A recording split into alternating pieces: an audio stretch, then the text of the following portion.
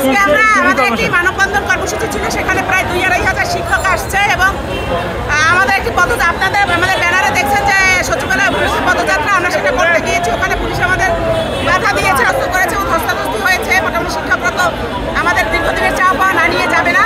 তখন ওরা আমাদেরকে বললো যে আপনাদের সর্বোচ্চ মহলে আমরা নিয়ে যাচ্ছি এবং ওখানে আমাদের ওটা ফোন করে দিয়েছে। ওখানে আমাদের তারা নিয়ে যাওয়া হয়, তারা ওখানে টিম বসেছিল, আমাদের জন্যই অপেক্ষা করেছিল। এটা অত্যন্ত আমাদের জন্য সৌভাগ্য, যা বিগত দিনে আমরা পাই নাই।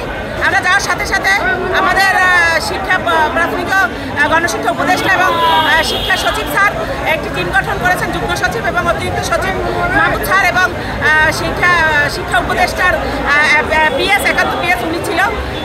ওনারা আমাদের একটি কনফারেন্স রুমে নিয়ে আমাদের সাথে কথা বলেছে এবং আমাদেরকে বলেছে যে যেহেতু আপনাদের দাবি যৌক্তিক, আপনাদের বই দেয়, আপনারা সব কিছু ঠিকই আছে, তবে আপনারাই শিক্ষকগণ যাতে বেঁচে যেতে পারেন তার একটা ব্যবস্থার জন্য আগামী সপ্তাহে আপনাদের একটা চিঠি দেবো।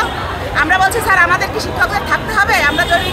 আপনারা যদি আজকে একটা সুরাহা না করেন তাহলে আমরা এই শিক্ষকগণ কিন্তু এই রাজপথেই থাকবো, কারণ আমরা ১,৫০০ শিক্ষক ২,৫০০ শিক্ষক রাজপথে আছে, অনেক কষ্ট করে আমরা না খেয়ে থাকি। আমরা মানুষের কাছে ধার করে টাকা নিয়ে তারপরে রাজপথে আসি। স্যার বলছে যে আগামী সপ্তাহে জেলা উপজেলায় একটা চিঠি করা হবে এবং সেইটির অনুলিপি আপনাদের হাতে তুলে দেব এবং স্যারদের সাথে যে আমরা কথা বলেছি তার ছবি আপনারা ছবিটা প্রকাশ করবেন। তাহলে আমরা বিশ্বাস করেছি অন্তত আমাদের কাজ হতে যাচ্ছে, যার কারণে আমরা আজকের কর্মসূচি স্থগিত করলাম এবং আগামী সপ্তাহে আমাদের চিঠি হওয়া পর্যন্ত আমরা এখানে আছি। নেতৃবৃন্দগণ এখানে থাকবো আর সাধারণ শিক্ষক যারা আছে তারা বাড়িতে আমাদের অবশ্যই সফল আছে, কারণ তারা অত্যন্ত জ্ঞানী গুণী এবং আমাদের অভিভাবক, তারা মিথ্যে বলতে পারে না এবং তারা যেহেতু ছবি তুলে আমাদেরকে দিয়েছেন এবং তারা এটাকে বাস্তবায়ন করবে সেই দিক নির্দেশনা আমাদেরকে দিয়েছেন, যেভাবে আমরা কাজ করবো সেটা আমাদেরকে বলে দিয়েছেন। অতএব আমরা বিশ্বাস করি যে তারা আমাদের কাজ করবে।